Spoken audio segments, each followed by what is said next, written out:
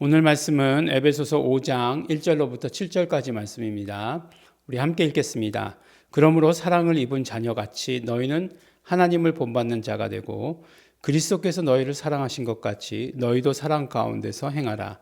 그는 우리를 위하여 자신을 버리사 향기로운 제물과 생축으로 하나님께 드리셨느니라. 음행과 온갖 더러운 것과 탐욕은 너희 중에서 그 이름이라도 부르지 말라. 이는 성도의 마땅한 반이라. 누추함과 어리석은 말이나 희롱의 말이 마땅치 아니하니 돌이켜 감사하는 말을 하라. 너희도 이것을 정령이 알거니와 음행하는 자나 더러운 자나 탐하는 자 곧 우상 숭배자는 다 그리스도와 하나님 나라에서 기업을 얻지 못하리니 누구든지 헛된 말로 너희를 속이지 못하게 하라. 이를 인하여 하나님의 진노가 불순종의 아들들에게 임하나니 그러므로 저희와 함께 참회하는 자 되지 말라. 아멘. 네, 이제 계속해서 에베소서는 세 사람에 대해서 이렇게 이야기를 합니다. 그래서 이제 하나님께서 예수 그리스도 안에서 한 세 사람을 지으셨다 이렇게 말씀하고 있어요. 그 한 세 사람은 유대인이나 헬라인이나 구별이 없는, 그리고 가로막힌 모든 담장을 허무신 그런 한 세 사람을 지었다라고 이렇게 이야기합니다. 그 한 세 사람은 바로 예수 그리스도와 합한 사람들이죠. 예수 그리스도와 연합한 사람들, 바로 십자가 위에서 새롭게 창조된 지어진 사람들을 말씀하는 것입니다. 그런데 이제 그러면 세 사람을 지으셨는데 그럼 세 사람은 어떻게 살아야 되느냐라고 이제 말씀하신 것이 이제 그 에베소서 4장 마지막 구절서부터 시작해서 이제 계속되는 5장 계속되는 말씀일 거예요. 그래서 보니까 이제 보니까 그 악은 그 모양이라도 담지 말라 이렇게 말씀하시고, 헛된 말을 하지 말라. 그러니까 어떤 열매 맺지 못하는 그런 말들은 하지 말아라. 이런 말씀도 하셨어요. 분을 품어도 해가 지기 전에 그것을 다 풀어야 된다. 이런 말씀도 하신 것 우리가 이렇게 듣게 됩니다. 오늘 보니까 계속해서 이제 그 말씀의 뉘앙스는 무엇이냐면 말에 대해서 이야기해 주시는 것 같아요. 그러니까 세 사람은 결국 어떤 삶을 살아야 되느냐? 세 사람이 추구하는 라이프 스타일은 어떤 것이냐? 말을 잘해야 된다는 거예요. 말을 잘해야 됩니다. 말을 잘하는 게 뭘까? 요새 이제 보니까 이렇게 언어의 중요성에 대해서 많은 사람들이 이제 그 목사님들 말고요. 오히려 목사님들보다 다른 사람들이 훨씬 더 말에 대해서 더 중요한 이야기들을 이야기하더라고요. 그래서 이제 배우자를 이제 어떻게 구해야 되냐, 어떤 사람을 배우자로 하면 행복하냐. 요새 이혼율도 굉장히 높은데 어떤 배우자를 하면 좋으냐 이렇게 얘기했을 때 이제 남자들은 이제 여자에 대해서 물어볼 때 첫 번째 이제 물어볼 때 뭘 물어보죠? 예뻐요? 두 번째 뭘 물어보죠? 그래서 예뻐요? 세 번째 뭘 물어보죠? 그래서 예쁘냐고요. 이건데 그렇게 구하지 말라는 거예요. 그렇게 구하지 말고 외모로 구하지 말고 말을 예쁘게 하는 사람을 고르라는 거예요. 말을 예쁘게 하는 사람. 여자에게서도 마찬가지죠. 남자들이 이제 말을 이렇게 예쁘게 하는 사람들을 골라야 되는 거죠. 왜냐하면 말이라고 하는 것은 말하는 것을 통해서 결국에 그 사람의 모든 것들을 다 드러내기 때문에 그렇죠. 그 사람이 가지고 있는 언어의 데이터베이스가 그 사람의 어떤 성품을 말해주는 거기 때문에 그래요. 그렇기 때문에 말을 예쁘게 하는 것은 굉장히 중요하죠. 이제 지하철에서 이렇게 타고 가는데 부부예요. 이렇게 신혼은 조금 지났고 몇 년 된 부부예요. 근데 이제 남자가 이제 여자한테 막 컴플레인을 막 이렇게 하는 거예요. 그러니까 여자가 뭐라고 얘기하냐면 예쁘게 얘기해야지 이렇게 예쁘게 얘기해야지 그렇게 얘기하더라고요. 그래서 그 앞에서 품을 뻔했어요. 그렇죠. 예쁘게 얘기해야 되죠. 근데 꼭 애들한테 하는 것처럼 예쁘게 얘기해야지 그렇게 얘기하니까 너무너무 재밌더라고요. 근데 정말로 예쁘게 얘기해야 돼요. 그리고 말을 잘해야 됩니다. 근데 또 말을 잘하기 위해서는 어떻게 되느냐? 말을 잘하는 게 굉장히 어려운 일이라는 거예요. 근데 말을 잘하기 위해서 먼저 해야 되는 일은 말을 잘 들어야 된다는 거예요. 그래서 말을 잘 듣는 것이 말을 하는 것보다 훨씬 더 에너지가 많이 필요하다 이렇게 얘기하더라고요. 왜냐하면 말을 듣는다는 것은 결국 그 사람이 하고 싶은 이야기, 그 사람의 어떤 무드 이런 것들을 다 조정할 수 있는 그런 능력이라는 거예요. 그래서 이제 보면 몇 나이대를 이렇게 뭐 이렇게 딱 이렇게 정하기는 어렵지만 이렇게 대화하는 것을 이렇게 들어보면 요새는 이제 어르신들도 이렇게 많이 이렇게 모이시더라고요. 커피숍 같은 데도 꼭 이제는 뭐 술만 이렇게 드시러 모이시는 게 아니라 이렇게 보면은 이렇게 롯데리아 이런 커피숍에 가도 보면 이렇게 모여서 계시고 이렇게 뭐 어떤 데 여자분들 모여 계시고 남자분들 모여 계시고 그렇더라고요. 근데 이제 저는 이게 어떤 면으로 감각적으로 그 장소에서 이야기하는 모든 사람의 이야기가 들립니다. 그래서 들려요. 그래서 어떨 때는 뭐 대꾸도 하고 그러는데 들리는데 가만히 보면 다 자기 얘기만 해요. 이건 대화가 아니고 일방적으로 자기 얘기만 하고 듣는 사람은 아무도 없어요. 예. 이제 그런 거는 이제 대화가 되는 게 아니죠. 다 자기 얘기만 해요. 이 사람 자기 얘기하고 이 사람 자기 얘기하고. 그러니까 이제 자기 얘기를 들어줄 수 있는 모임을 굉장히 좋아하겠죠. 예. 그래서 자기 얘기를 들어줄 수 있는 얘기. 그래서 이제 보니까 이제 조금 연세가 드신 분들은 보니까 밥을 사시더라고요. 밥을 왜 사시는가? 네, 보니까 결국은 내가 밥을 샀으니까 내가 뭐라고 얘기하든지 간에 너는 들어야 돼. 뭐 이런 거죠. 그러니까 젊은 사람들은 누구한테 밥 얻어먹는 게 싫은 거예요, 이제는. 예. 왜냐하면 그 사람이 하는 얘기를 들어야 되니까. 네. 그렇더라고요. 예. 그래서 이제 말이라고 하는 거 굉장히 중요합니다. 말이라고 하는 거 중요하고. 그래서 내가 언어의 데이터베이스를 어떻게 가지고 있는가 하는 게 굉장히 중요해요. 이번에 이제 제가 이제 논문을 쓰지 않습니까? 논문을 쓰는데 결국은 그 논문을 뭐 이제 한 뭐 거의 300장 가까이 썼어요. 250장, 뭐 300장 가까이 썼어요. 그걸 쓰다 보니까 미천이 다 드러나는 거죠. 언어의 미천이 다 드러나는 거죠. 그래서 무의식적으로 뭔가 이렇게 한마디를 뱉었는데 그 말은 보통 사람들은 쓰지 않는 말인 거예요. 그리고 이제 뭐 의학계통에서만 사용하는 그런 용어들이 이렇게 그런 걸 썼더라고요. 그래서 나는 내 데이터베이스에서는 굉장히 일반적인 것인데, 그러니까 공부할 때 집어넣었던 거겠죠. 그런데 보통 사람들은 잘 쓰지 않는 거구나 하는 사실을 이제 발견하게 된 거죠. 그리고 또 제 언어에 굉장한 습관이 있더라고요. 그래서 이제 그런 습관들, 이게 구체적으로 좋은 습관은 아닌 거죠. 그러니까 뭔가 이렇게 장황하게 이야기하고 뭐 길게 이야기하고 하는 것들, 뭐 그런 것들이 있더라고요. 그런 것들이 여지없이 드러나요. 그래서 우리가 이 언어의 데이터베이스를 잘 갖고 있는 것 굉장히 중요합니다. 근데 그러기 위해서는 사실은 어려서부터 훈련하는 게 제일 중요하겠죠. 네. 지금 이제 뭐 문해력의 문제라든가 뭐 이런 것들이 왜 일어나게 되냐면 언어의 데이터베이스를 안 가지고 있기 때문에 그래요.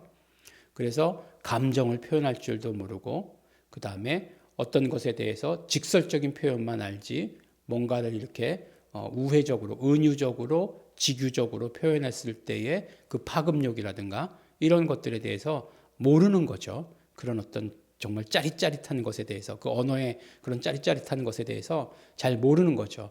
그러니까 이제 그렇게 쓰는 거죠. 그래서 우리가 이제 뭔가 이렇게 뭐 웃음 코드도 그렇지 않습니까?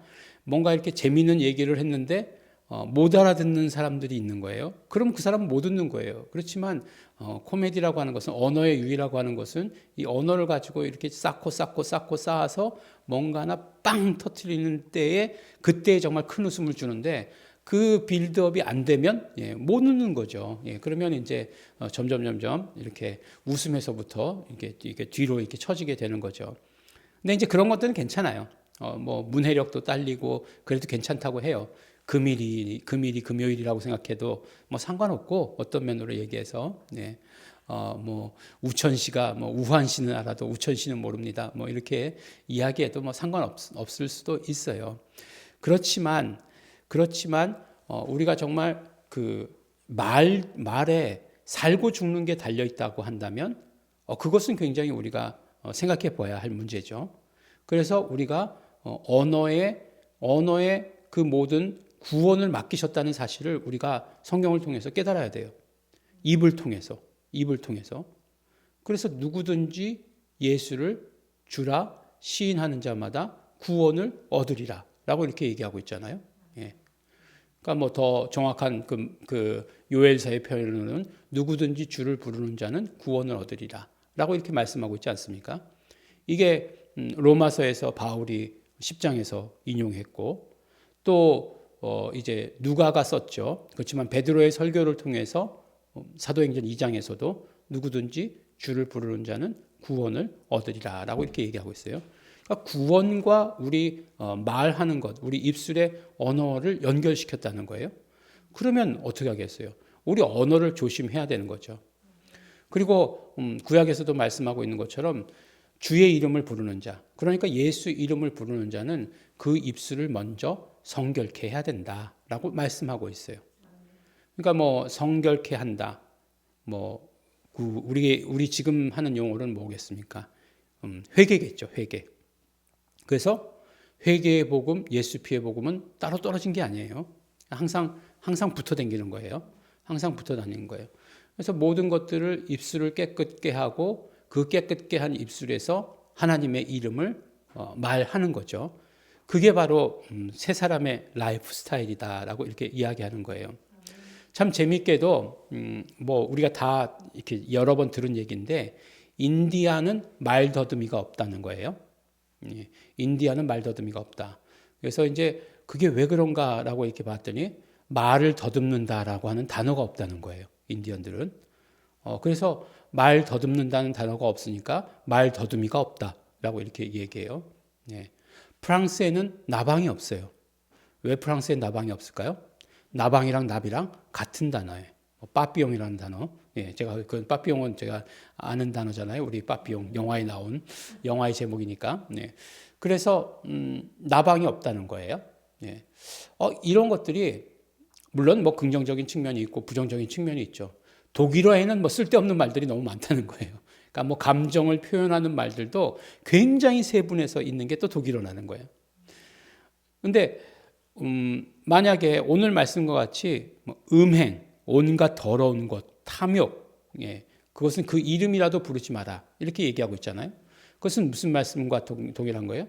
그 나의 언어의 데이터베이스에서 그 모든 것들을 그런 것들, 탐욕, 뭐 더러운 것, 그 다음에 뭐 저주, 뭐 이런 식으로 뭐 시기, 분냄 이런 단어들을 다 삭제해 버리라는 거예요. 그러면 없잖아요, 나에게서. 그렇게 되겠죠. 그게 뭐 단순한가요? 이렇게 물어볼 수 있겠지만 그거를 내 언어의 데이터베이스에서 삭제하는 순간 나에겐 그런 것들이 사라지는 것이다 라고 얘기하는 거예요. 왜? 언어가 그렇게 중요하다는 거예요. 언어가. 그래서 긍정의 언어, 살리는 언어, 생명의 언어로 이렇게 바꾸는 거예요. 계속해서. 그런 언어들은 다 삭제해버리고 나에게서 그런 언어들만 있는 거예요. 그러면 사실 그렇게 살리는 언어, 긍정의 언어만 쓰면 내 주변에 사람 많아집니다. 왕따 시킬 것 같지만 그렇지 않아요. 왠지 저 사람을 만나면 기분이 좋아져. 뭔가 살리는 얘기만 해. 그러면 사람이 많아지게 될 수밖에 없는 거예요, 주변에. 그리고 나는 그 살리는 언어를 어떤 언어요? 그렇죠. 예수님의 말씀이 이 성경의 말씀들이 가장 살리는 언어의 대표적인 거잖아요. 나의 언어를 그렇게 살리는 언어들로 이렇게 계속해서 교체해야 되는 거죠. 그리고 그런 어떤 부정적인 언어, 오늘 말씀과 같이 그 어리석은 말, 희롱의 말 이런 것들 이런 거 완전히 다 삭제해 버리는 거죠. 감사의 말 이게 집어넣고 이렇게 하라고 오늘 말씀하시는 것이에요. 또 뭐 음행하는 자, 더러운 자, 탐하는 자, 우상 숭배자, 다 그리스도와 하나님 나라에서 기업을 얻지 못한다. 이제 상속받지 못한다. 이렇게 말씀하고 있는 것 아니겠어요? 그런 사람들의 특징도 다 언어에 있는 것이에요. 그런 언어들을 다 삭제해 버리는 그런 삶을 우리가 살아야 된다라고 이렇게 말씀해 주십니다.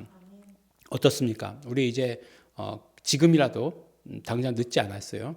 우리 모든 만나는 사람들에게 긍정의 언어를 해주는 거예요. 뭔가 부정적인 게 있어요. 내가 말해주고 싶은 게 있어요. 예. 본인이 다 알아요. 그러니까 꼭 그것을 들춰낼 필요는 없다는 거예요. 어제 말씀 가운데도 우리가 함께 나눴지만 예수님 그 사람 죄 있는 거 다 알아요. 근데 죄를 들춰내지 않으셨어요. 예수님께서. 죄가 있는 거 다 알지만 그리고 그냥 용서해 주셨어요. 그것과 마찬가지로 우리는 긍정의 말을 쏟아 부어야 돼요. 그러면 부정적인 것에 대해서 본인이 제일 잘 알고 있어요. 어떤 면으로 얘기해서. 모르는 사람들도 있죠. 물론. 모르는 사람들도 있는데 그건 어쩔 수 없고 계속해서 긍정의 말을 이렇게 부어 주어야 된다. 이렇게 얘기하는 것입니다. 이게 세 사람의 라이프 스타일이고 세 사람의 언어가 되어야 된다라고 이렇게 이야기해 주시고 계시는 것입니다. 네, 단어를 없애버리세요. 내 언어의 데이터베이스에서 그 단어를 삭제해 버리세요. 이 단어 아니야 라고 이렇게 얘기하고 쓰지 마세요. 네. 지금 그렇더라고요. 뭐 한국말 아닌 거는 쓰지 말아야 돼요. 예. 이렇게 얘기하면 쓰면 안 돼요. 예. 논문에다 그렇게 쓰면 안 되더라고요. 그러면 안 되는 거예요. 심지어 뭐 그런 게 죽고 사는 것도 아닌데 그것도 그런데 우리가 정말 죽고 사는 생명과 죽음에 관한 그 사건에 대해서 우리의 언어를 주의해서 조심해서 쓸 필요가 있다라고 이렇게 우리에게 말씀해 주십니다.